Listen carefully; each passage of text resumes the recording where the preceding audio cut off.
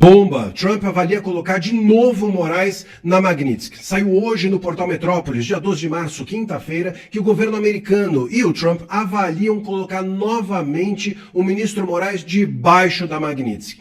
Eu vou conversar com vocês por que eu acho que isso pode não ser uma boa ideia. Eu sou André Marcília, advogado, comentarista jurídico, e peço que antes de qualquer coisa vocês se inscrevam aqui no canal e deixem o seu like, deixem o seu joinha, assim esse vídeo é distribuído para mais pessoas e vocês ajudam o nosso canal a crescer. Bom, meus caros, o ponto é o seguinte, eu tenho dois pontos, mas o principal ponto é que a última vez que a Magnitsky foi aplicada ao ministro Moraes, o STF se uniu em torno do Moraes. O Moraes ganhou um escudo dos demais ministros e até mesmo da imprensa, porque era um ataque externo, e aí vinha aquelas narrativas, porque é a soberania e blá blá blá, até o Lula surfou nessa onda, como vocês sabem, e nunca nós tivemos hoje, como hoje, um STF tão desunido, nunca nós estivemos hoje tão perto do Moraes e o Toffoli serem expurgados pelos próprios ministros, nunca nós tivemos, como hoje, a grande e velha imprensa criticando os ministros como nós temos.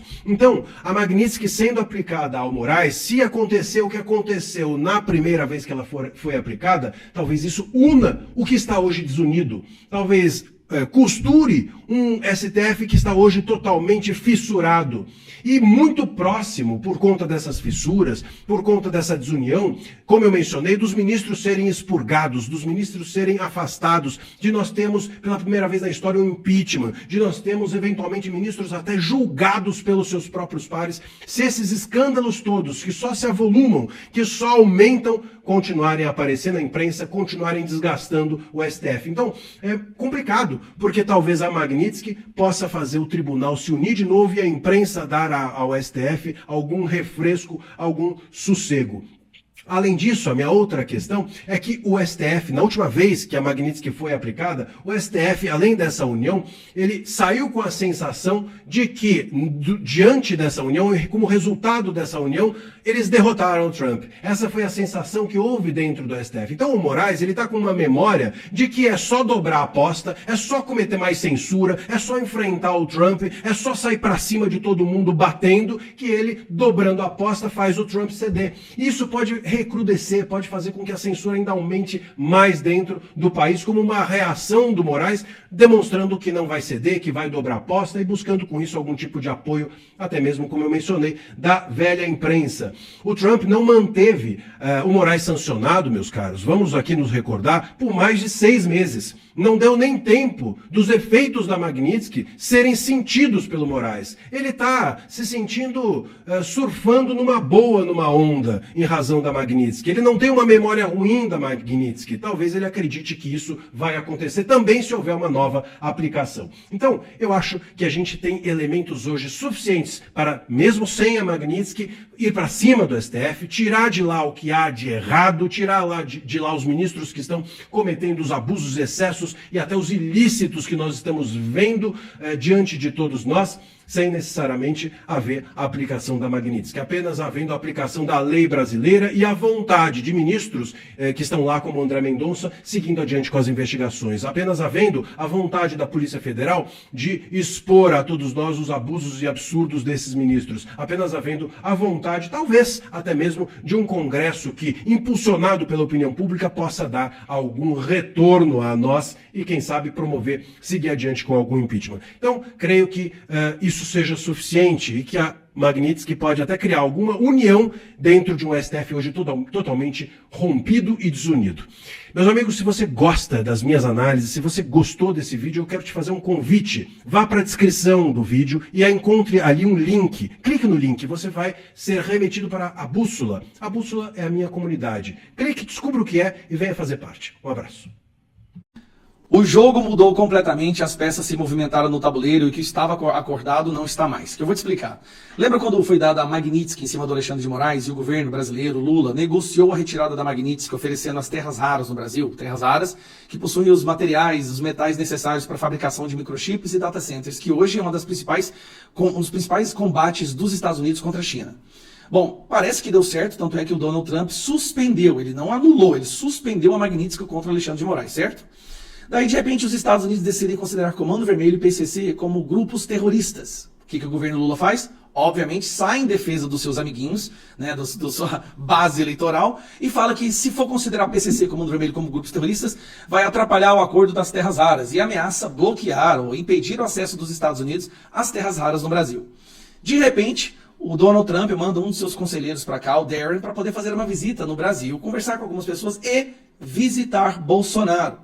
E começa a surgir boatos também dos Estados Unidos que o Donald Trump pode retornar com a Magnitsky contra Alexandre de Moraes. Olha essa matéria. A informação foi relatada à coluna por 3 fontes de forma independente entre si ao longo dos últimos 2 meses. Moraes já havia sido alvo da sanção da Magnitsky em julho de 2025. A medida criou restrições para que o ministro negociasse ou utilizasse serviços de empresas dos Estados Unidos. A sanção também foi estendida à mulher dele, a advogada Viviane Barça de Moraes, A advogada mais cara do mundo. e a uma empresa ligada a ela, o Lex Instituto de Estudos Jurídicos. Dentro do governo americano, o responsável por acompanhar a atuação de Moraes é o assessor sênior do Departamento de Estado, Darren Beattie. Que vem para o Brasil agora, ou que está no Brasil. Nomeado para o cargo no fim de fevereiro, Beattie já exercia certa influência sobre a política do governo Trump para o Brasil desde o início do atual mandato do republicano em janeiro de 2005. Nesta terça-feira, dia 10, Alexandre de Moraes autorizou Darren Beattie a visitar o ex-presidente Jair Bolsonaro em sua cela na chamada Papudinha, uma ala do 19º Batalhão da Polícia Militar do Distrito Federal, localizada dentro do complexo penitenciário da Papuda, em Brasília. Beattie é um crítico público de Alexandre de Moraes. Em agosto do ano passado, ele afirmou em uma rede social que o ministro seria, abre aspas, o principal arquiteto do complexo de censura e perseguição direcionado a Bolsonaro e seus apoiadores. Atualmente, a maior fonte de tensão entre Moraes e o governo de Donald Trump não é a execução penal de Bolsonaro, mas o histórico de conflitos do ministro com empresas americanas de tecnologia, as chamadas Big Tech. Que é a Rumble e a True Social, que inclusive o advogado do Moraes, o advogado do Donald Trump, está tentando intimar Moraes há quase um ano, mas o nosso STJ impede. Em agosto do ano passado, Moraes proibiu todos os brasileiros de usarem a plataforma X, o antigo Twitter, que hoje pertence ao bilionário Elon Musk.